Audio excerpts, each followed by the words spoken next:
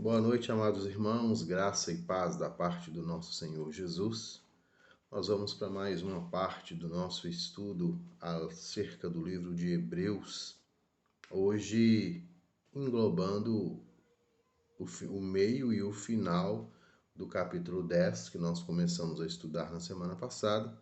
Nós estudamos do versículo 1 ao versículo 18 e hoje nós estaremos lendo e estudando e trazendo conhecimento da palavra de Deus a partir do verso 19 e até o final do capítulo 10. Então, os textos que vão ser nos tragos hoje são os seguintes.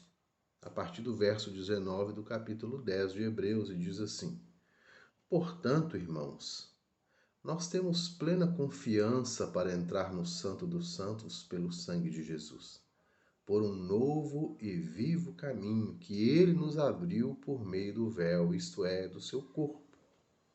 Temos, pois, um grande sacerdote sobre a casa de Deus.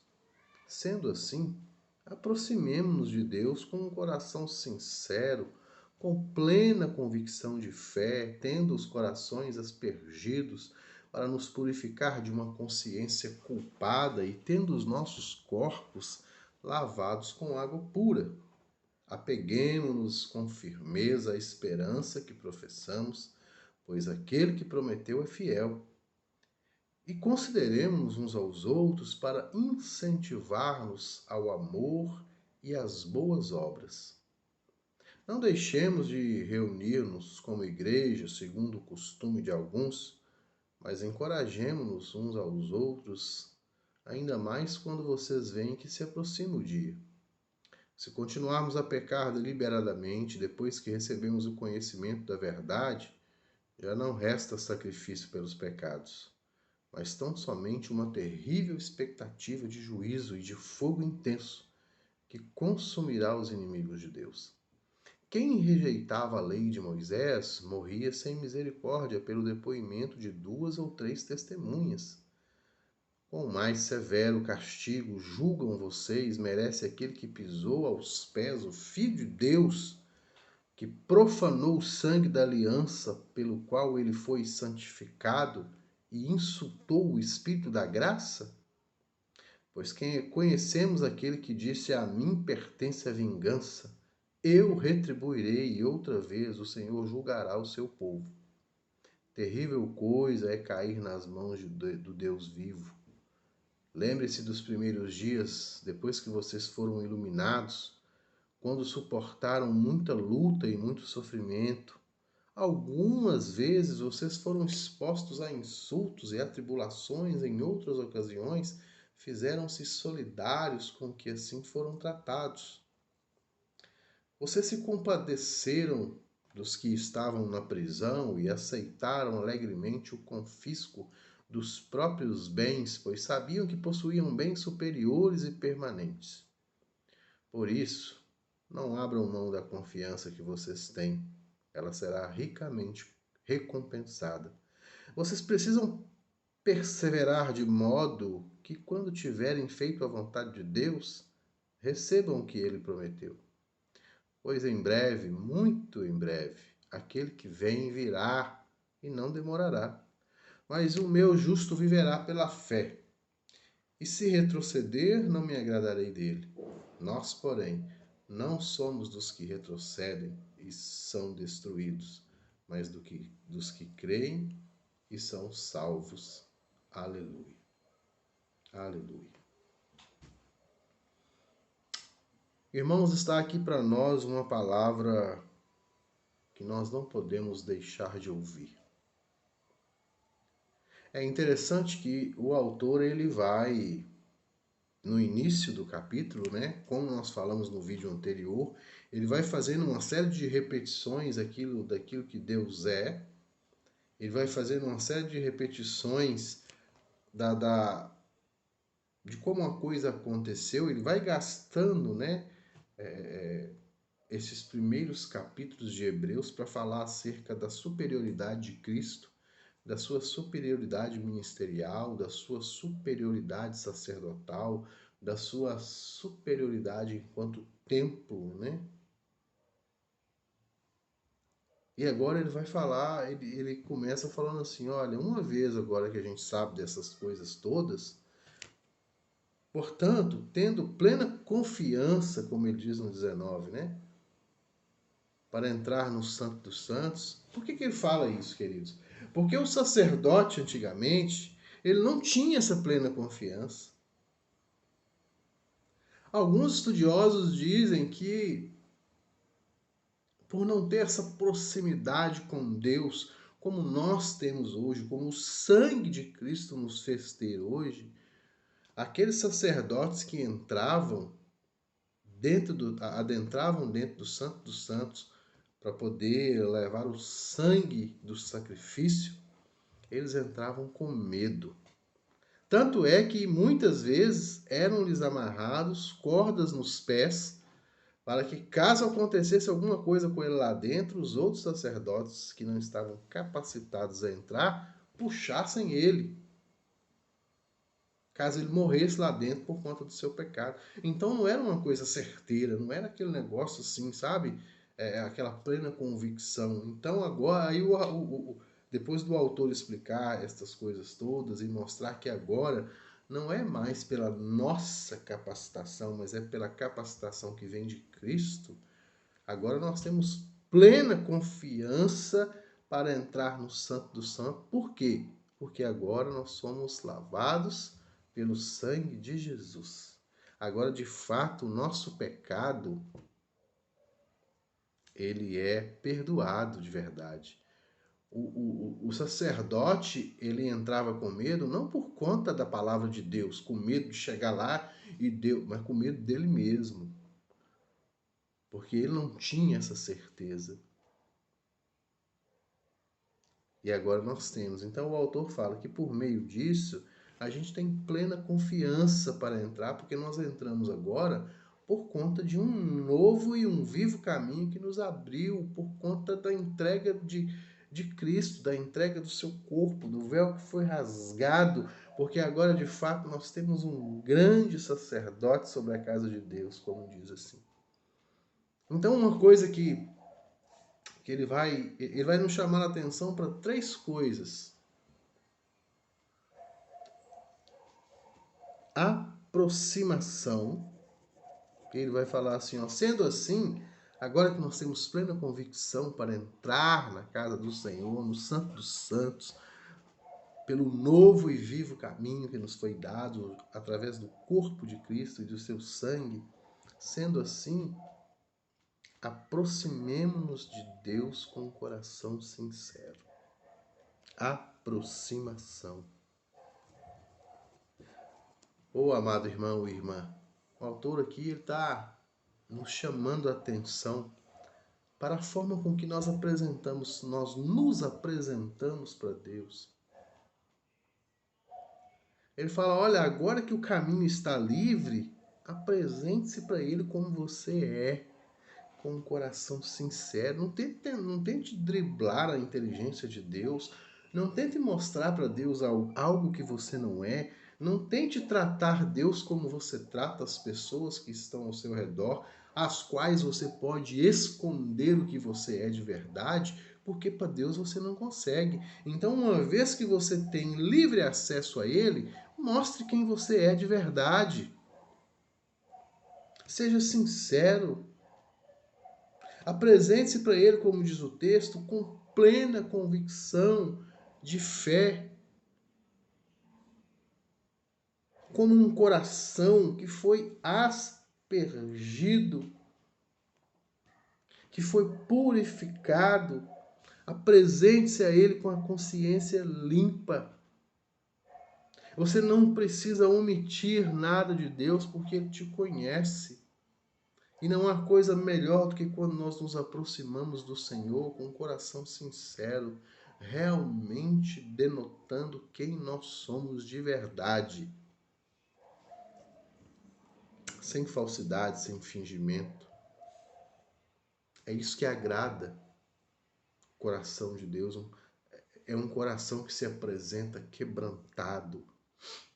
É um coração que se apresenta, de fato, apesar de Deus conhecer todas as coisas, esta demonstração de quem nós somos para o Senhor, essa sinceridade de coração, representa muito para Deus, irmãos. Representa muito para Deus. Então o autor fala, olha, agora que nós temos essa plena confiança de que podemos entrar sem medo, nos aproximemos então com um coração sincero. E ele diz mais, ele fala assim, olha, apeguemos-nos a esta esperança que professamos, apeguemos com firmeza a esperança que professamos, porque fiel é aquele que prometeu. Ô, irmãos, eu sei que a gente tem lutas, eu sei que a gente tem desafios, eu sei que o coração do homem, para o coração do homem, talvez seja impossível não sentir ansiedade por uma ou outra coisa, não ir além da conta em uma ou outra situação, não ter medo em uma ou outra situação. É complicado, é difícil, mas o que o autor quer estar querendo dizer aqui é que se nós professamos que nós cremos em Cristo, se nós professamos que Ele de fato é o nosso Senhor, é nosso Salvador, Ele é nosso refúgio, é nossa fortaleza, é o abrigo na tempestade, ainda que o nosso coração tema, ainda que nós, diante das dificuldades que nós passemos no dia a dia, apeguemos-nos com firmeza à nossa fé. Ainda que o barco esteja afundando, já esteja a pique, que você seja um daqueles que esteja dentro do barco orando assim, olha, Deus, eu sei que o navio já está afundando, e se for essa a sua vontade, é assim que vai ser, mas eu creio que o Senhor tem poder para trazer ele à tona. E seja feita a sua vontade, eu creio e estou caminhando sabendo que o Senhor é soberano sobre todas as coisas. A gente tem essa mania, queridos, de nos apegarmos à fé quando a coisa é simplesmente quando a coisa vira, né, de ruim para boa. É sempre tendo esta visão. Amados, esses dias, eu não sei se você viu, mas esses dias saiu na internet o fuzilamento. Eu não sei se saiu o vídeo, eu vi a imagem de 3 homens com metralhadoras AK-47 apontadas para um homem, um senhor, professor de religião, crente no Senhor Jesus, que foi fuzilado por conta da sua fé. E se aquele de fato for um homem crente no Senhor Jesus, a oração dele naquele momento em que ele estava de joelhos, ela é muito semelhante à oração dos amigos de Daniel quando eles estavam na fornalha. Deus, o Senhor nos tirar desse fogo, nos livrar desse fogo? Amém, o Senhor é Deus. Se o Senhor não nos livrar também, amém, o Senhor é Deus.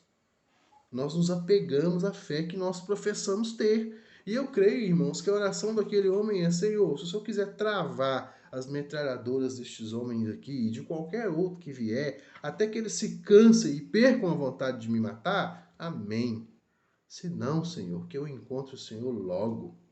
O Senhor continuará sendo Deus da minha vida. Apeguemos-nos à fé que nós professamos, ainda quando as coisas não estejam boas, ou ainda quando elas vão de mal a pior. Apeguemos-nos à fé, porque isso é de fato ter fé. É saber que Deus está no controle, ainda que a sua vontade seja que nós pereçamos. Porque nós estaremos perecendo aqui, nós estaremos, creia nisso, amados, e ponha isso na sua cabeça. Nós estaremos, porque a gente tem muito essa mania de achar que perecer é contrário à vontade de Deus, porque o crente não pode perder, o crente ele não pode ser vítima, ser minimizado. Irmãos, entendam que nós estamos falando deste plano, desta terra, e aqui pode acontecer qualquer coisa. E é por isso que crente morre de acidente, morre de tiro, de bala perdida, de assalto, de tragédia. morre sacrificado, morre.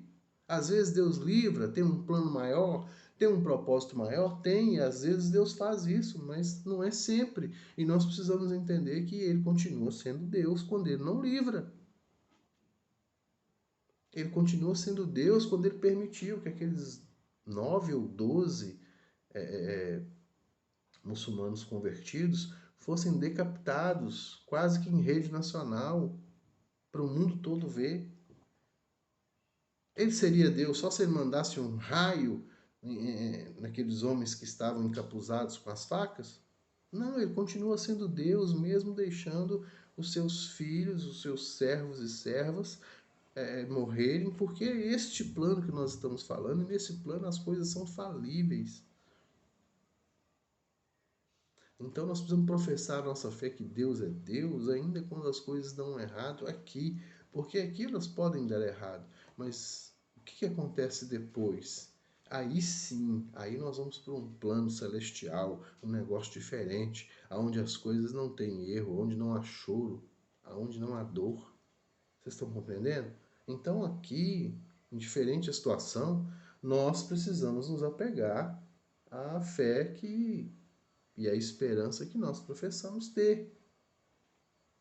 Né? Então nós precisamos aproximar, né, do Senhor com um coração sincero, já que nós temos essa liberdade, vamos aproveitá-la. Aproximemos com um coração sincero, apeguemo-nos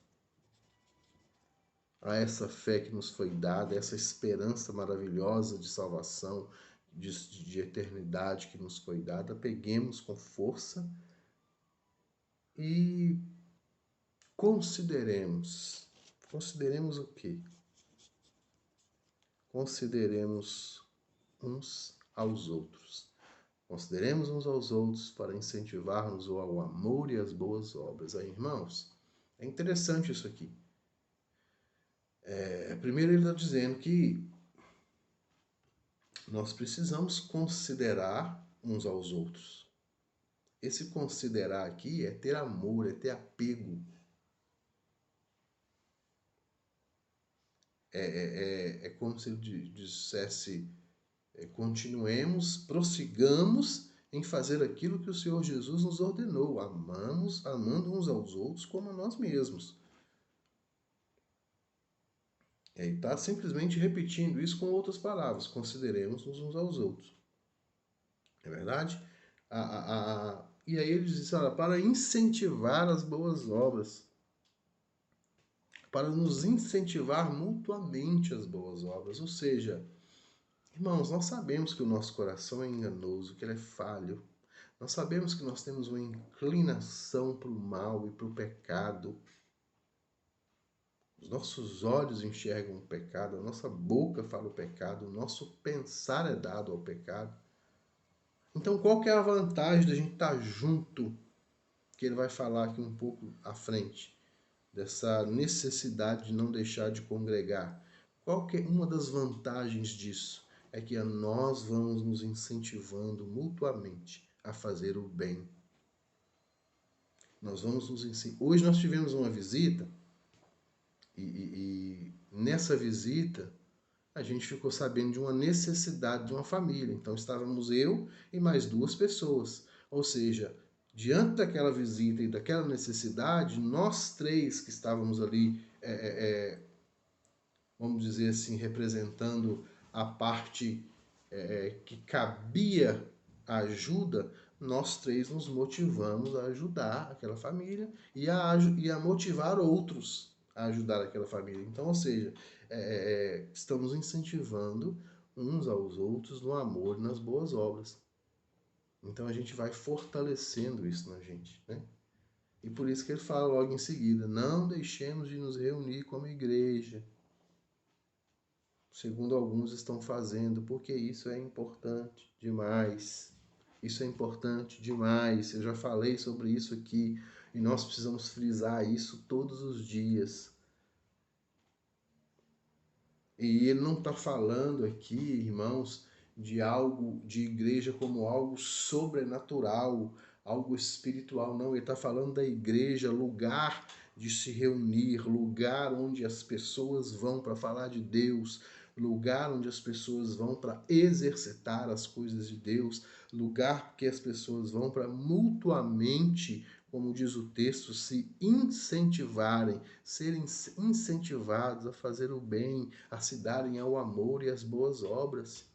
Nós já falamos disso aqui, precisamos repetir sempre. Estar na igreja é imprescindível para o cristão, porque ali ele se cuida mutuamente. Nós nos cuidamos como uma família. O meu dom te ajuda, o seu dom me ajuda, eu te incentivo a fazer o bem, a fazer as coisas boas, você me incentiva, nós caminhamos junto dentro dessa perspectiva, então é importante demais. E aí quando a gente vai ficando sem congregar, a gente vai se distanciando, a gente vai se enfraquecendo, a gente vai perecendo, não é verdade? Então nós precisamos ter esse momento cultico, que é tremendo, é maravilhoso, porque isso nos incentiva.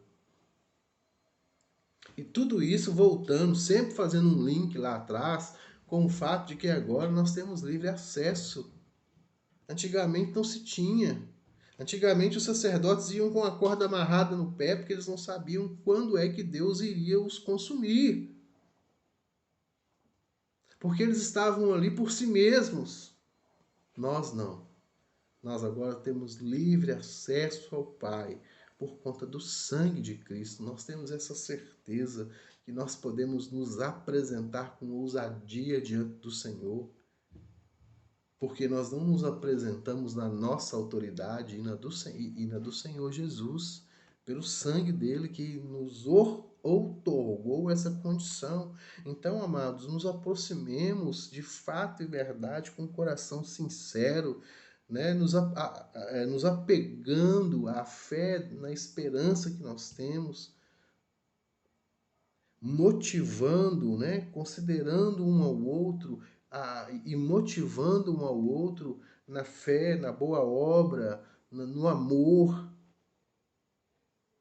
E, amados irmãos, finalizando aqui, ele entra numa parte tremenda.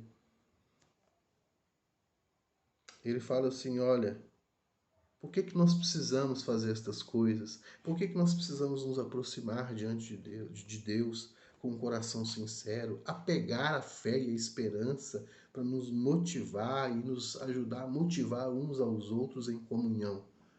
Porque se nós continuarmos pecando deliberadamente, depois de conhecer a palavra de Deus, nós seremos consumidos pelo Senhor de uma maneira terrível. Ele vai falar assim, olha, se aqueles que estavam na época de Moisés, eles eram consumidos por conta da lei dos homens, imagina agora que estamos na presença de Deus. Porque ele vai falar o seguinte, a ideia do autor é o seguinte, amados. Tudo bem, antigamente a negócio era na primeira aliança, a coisa era complicada, a gente seguia um homem, tudo era representado num homem.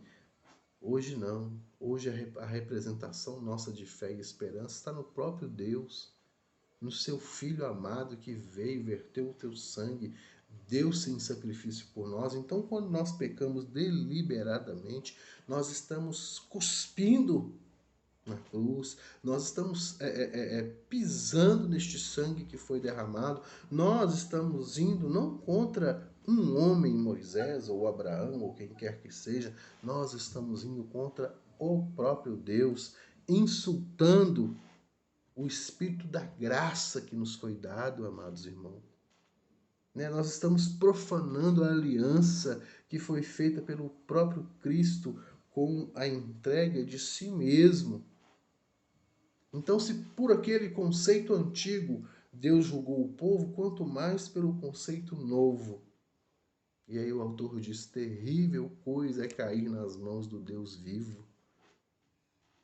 Porque ele fala, olha aí, a minha é a vingança, e a gente às vezes acha que isso é só quando Deus vai vingar alguém que nos fez mal.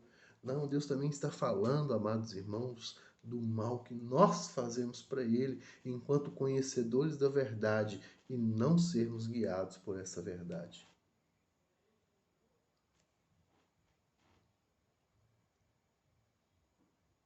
O autor diz assim: olha, voltem. Vocês que já foram insultados, vocês que já foram quebrantados na prisão, açoitados e aceitaram isso alegremente, não se deixem perder por outras coisas, voltem para isso. Não abram mão da confiança que vocês têm em Deus e ela será ricamente recompensada. Perseverem, continuem firmes, pois em breve, e é interessante que ele repete, né? Muito em breve, aquele que havia prometido de vir, virá. Virá e não demorará. E o meu justo viverá pela fé. Porque aquele que não viver assim, não me agradarei dele.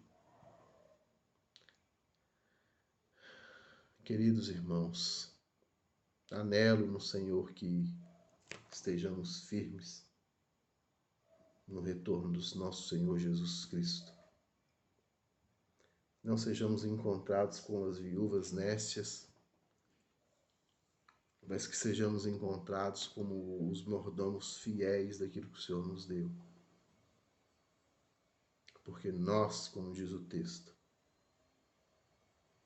nós não somos dos que retrocedem, uma vez depois de ter conhecido essa verdade tão maravilhosa de Cristo, nós não somos dos que retrocedem e são destruídos, mas dos que creem, dos que permanecem, dos que se aproximam com um coração sincero, dos que se apegam a uma esperança com fé, dos que consideram uns aos outros, que creem e que são salvos.